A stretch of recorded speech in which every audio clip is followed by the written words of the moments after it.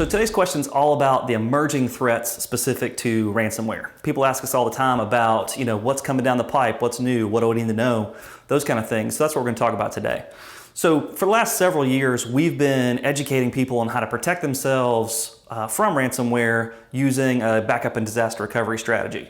Don't know how much you know about ransomware, but basically what it is when hackers actually get into your network and encrypt your data, and then it's basically not available for you to use until you pay the ransom. They'll give you a key, you can unlock it.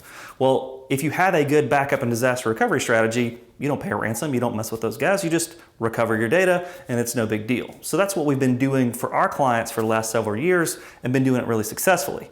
The problem for the hackers is once they found out that people got really good at backup and disaster recovery, they had to come up with new strategies.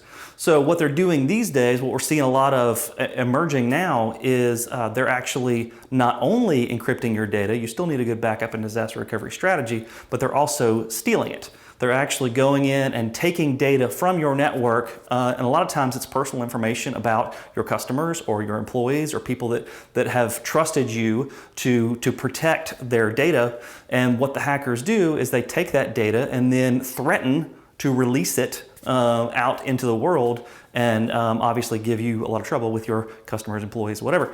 So what you need to be able to do is to protect that data from hackers being able to get in and be able to steal that data. So not only do we have to protect the data from being encrypted, but also protect it from being exfiltrated from your network in the first place. So it's really a dual situation that you have to have now in place to be able to protect that data. So that's the big emerging threat that we're seeing right now is not only the ransom on the encrypted data, but the ransom on the stolen data as well. There was an example recently that came out about the George W. Bush Presidential Center that had a bunch of its donor information stolen, and reportedly the Presidential Center ended up paying a ransom in order to have the data destroyed by the hackers.